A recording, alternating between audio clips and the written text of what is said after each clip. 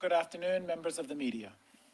In March of this year, that as part of the government's commitment to protecting our environment, the Ministry of Transport is starting by purchasing 30 electric buses.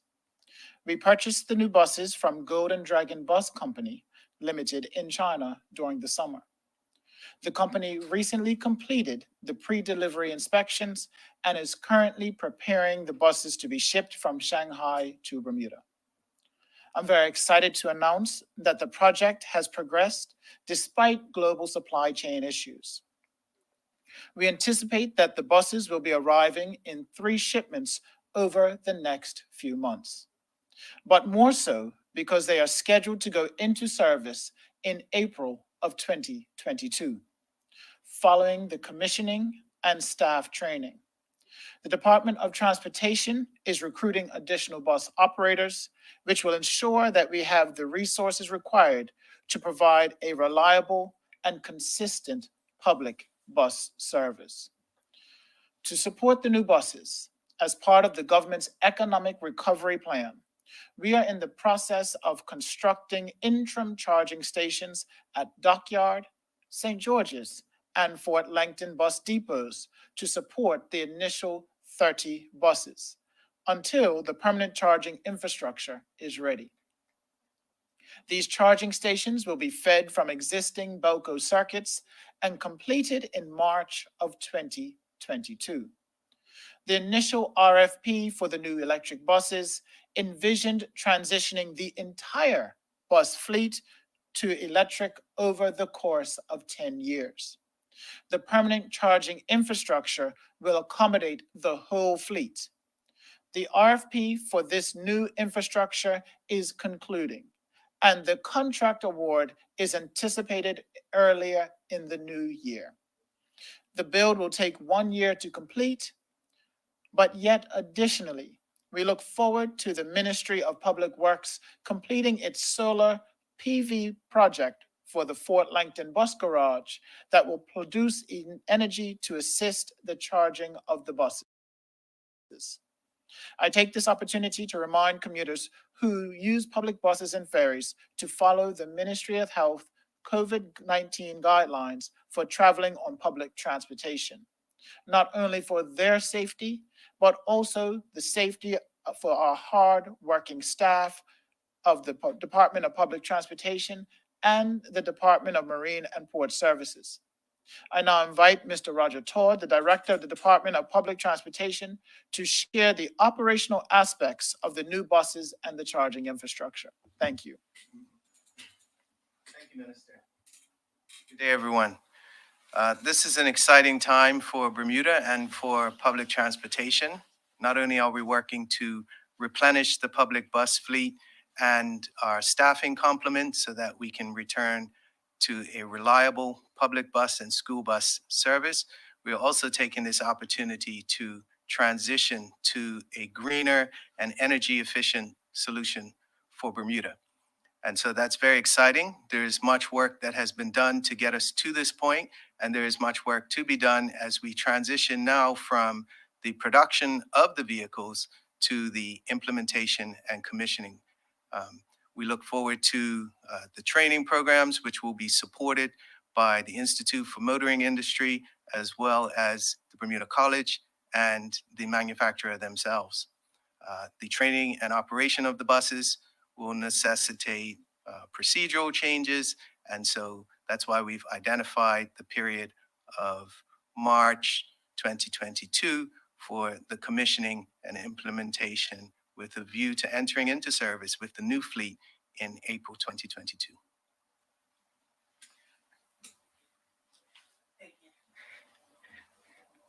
Sarah Lagan, World Gazette.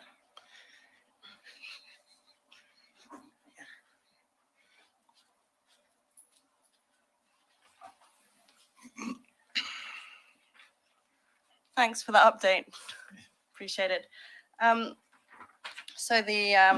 It's no secret the bus service in Bermuda has been fraught with challenges over the years. Can you say with confidence that these measures are finally going to put an end to the problems and really be the solution to a good and reliable bus service in Bermuda? I'll answer that question with some numbers. In order to have a reliable and consistent bus service, we need a total operating fleet of 88 buses.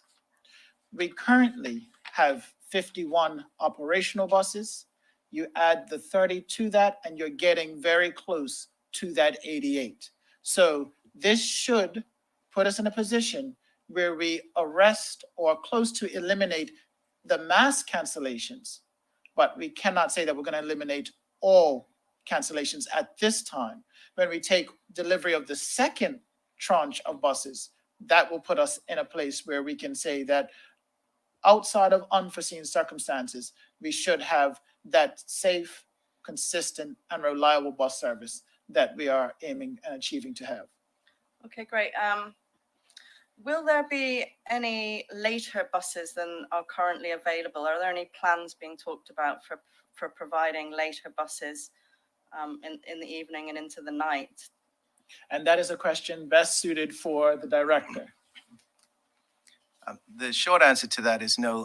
The public bus schedule ends at 1:45, and at this time, there is no plans afoot to or revised schedule to see an extended bus service past midnight. Okay, and that includes weekends when people are out, perhaps having a drink and needing to get home. Some of the services are shutting down at sort of 6 o'clock, making it difficult for people to use the bus service once they've had a drink or two.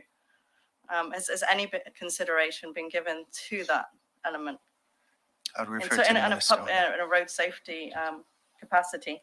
I see where you're going.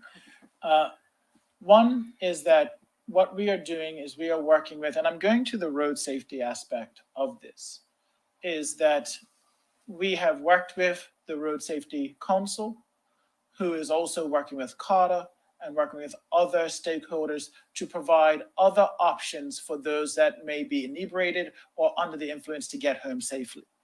And so for that, we believe that that should be able, and that is a better medium in which to transport those that might be under the influence, outside of that of the regular bus service.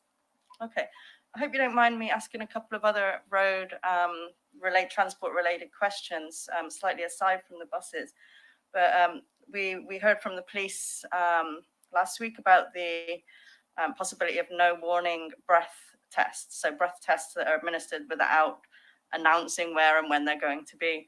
The police are in discussions with yourself, with the government. How soon can this be legislated? Is it a priority to you as Transport Minister from a road safety perspective? Now, I'm aware of the article that was printed in the Royal Gazette that spoke to a meeting between myself and the police commissioner. I have reviewed the minutes because I was not aware of, and I did not recall actually having a meeting that had where roadside sobriety or the removal of the roadside sobriety announcements came up. So this is something that we would actually have to discuss, but at this time, there are no plans to have the no advertising aspect brought to fruition. So you're not planning to change the legislation as it currently stands? No, because remember, the reason that we have is to be proactive. We don't want to be punitive. We want to be proactive.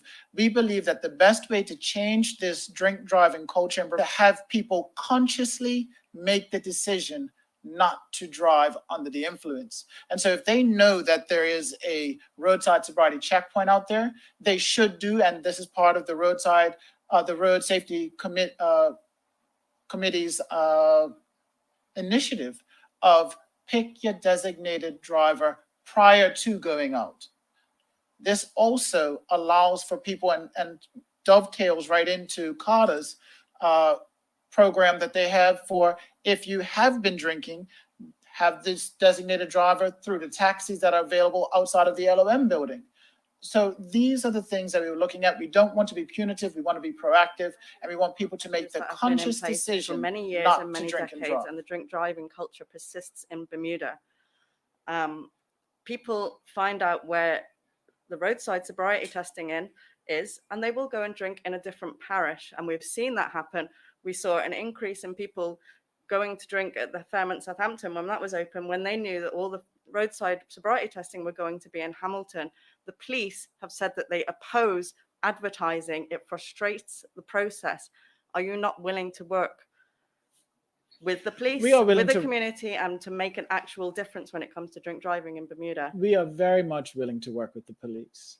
And what I also would like to bring to the forefront is that the police said that we're not going to be static.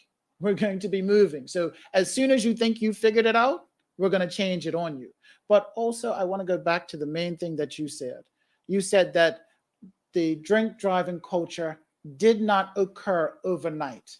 It has taken decades, it has taken years for this to become cemented. And this is something that we have to do over time. We have to be repetitive. We have to be consistent. And so therefore, if you're expecting us to have no drunk driving happening this year, next year, we believe that's unrealistic. But over time, we can get people to make the conscious decision to have a designated driver before they go out and not look for one and choose the least inebriated person when they're out.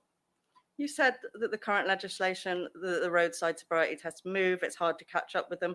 So what's the problem with removing the warning if it's already difficult to trace? And what is the problem? What is stopping you from taking that final move? I'm glad you asked that question because it gets me to reiterate the main point.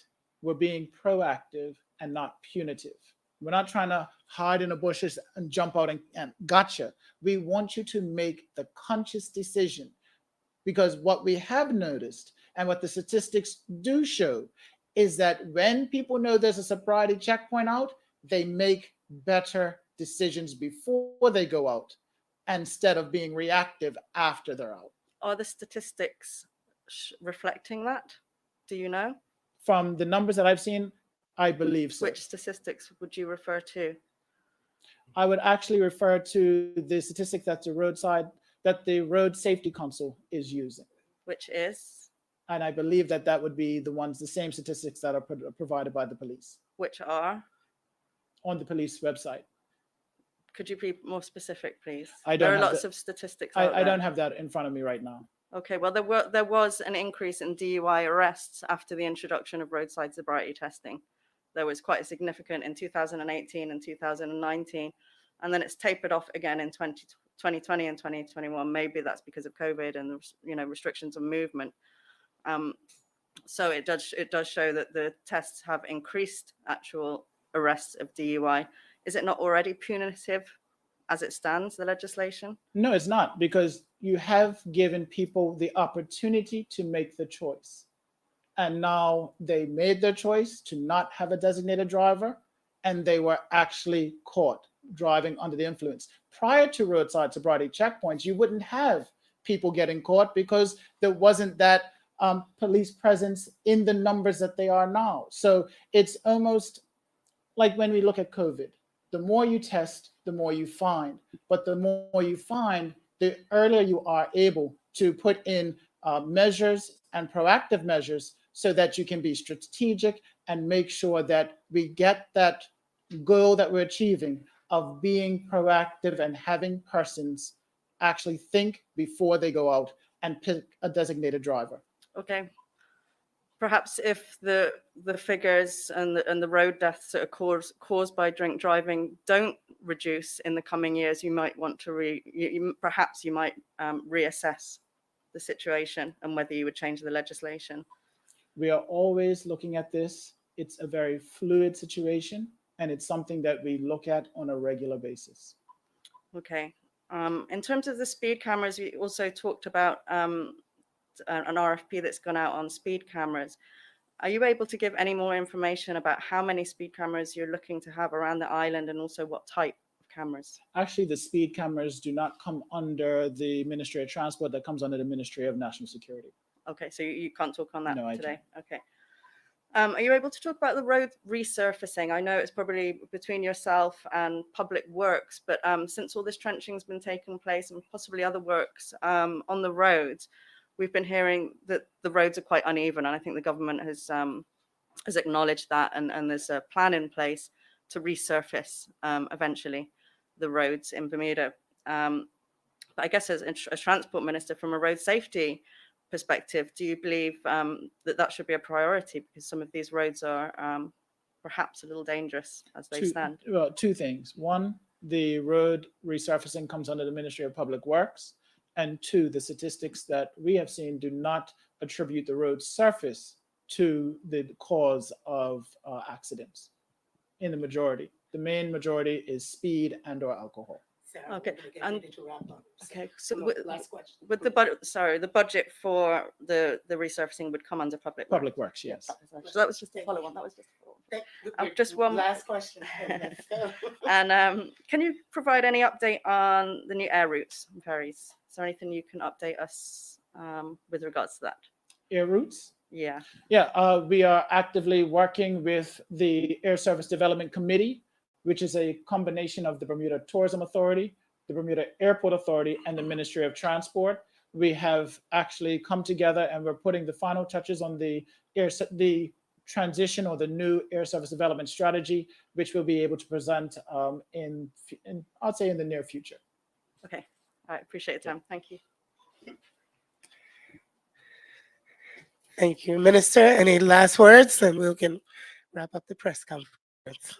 Once again, with the holiday season upon us, please, if you're going to drink, don't drive. And if you are going to go out in a group, please pick your designated driver prior to going out. And if you feel the need to drink, make sure you use the taxi or the Carter's program outside of the LOM building. Thank you very much.